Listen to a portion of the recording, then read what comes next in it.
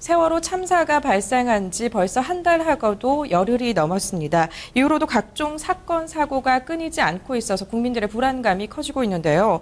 특히 산업 현장에서 잇따른 사고로 산재공화국이라는 오명이 계속 따라다니고 있습니다. 이 정부의 산재관리 역량도 지난 10년간 오히려 악화됐다고 하는데요. 보다 자세한 내용 경제부 방글아 기자와 함께 자세하게 짚어보겠습니다. 네, 방글아 기자, 이 부실한 산재 통계부터 어느 정도인지 살펴주실까요? 네, 정부가 법안을 발의하거나 사업을 펼 때 기본이 되는 자료가 바로 통계인데요. 이 통계가 산재 관련 분야에서 지난 10년간 축소돼 왔습니다. 이 때문에 산업사고에 대한 정책 역량이 기초부터 부실했을 수밖에 없다는 지적이 나옵니다. 고용노동부는 안전보건공단이 분기별로 발간하던 산업재해 원인조사 보고서를 2012년부터 연도별로 축소했습니다.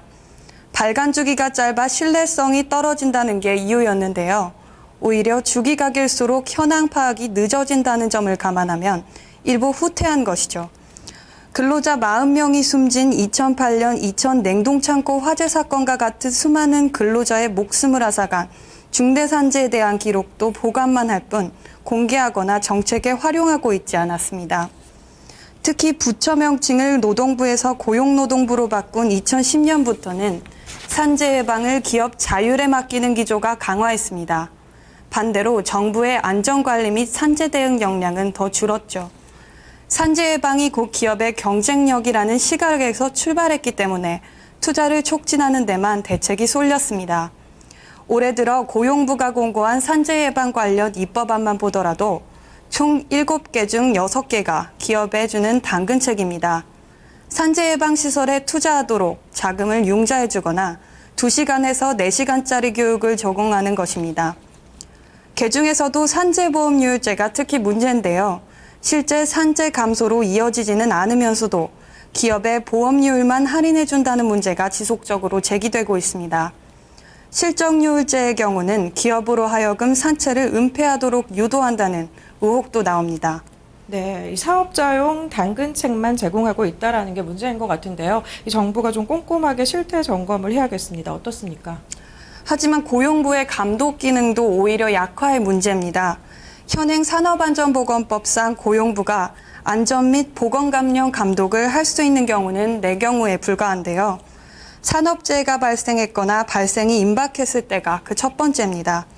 근로자의 신고가 있었을 때, 산업장에서 위법이 적발됐을 때와 이전에 내린 명령이 제대로 지켜지고 있는지 확인할 때가 그 경우입니다. 더구나 2009년부터는 안전인증 검사 제도를 실시하면서 일부 기업의 안전점검에서는 아예 손을 뗐습니다. 사업주가 검사의 시기와 방법 등을 근로자 대표와 함께 정해 실시하면 고용부가 정기검사를 면제해 줄 수 있게 됐기 때문인데요. 이것이 가능해진 건 정부와 기업 각각 실시하던 2개의 안전점검을 하나로 합친 자율검사 프로그램의 도입 때문이었습니다.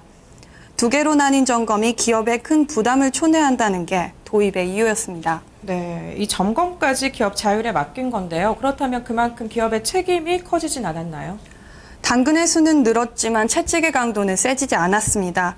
쉽게 말해 솜방망이 처벌을 계속하고 있는 거죠.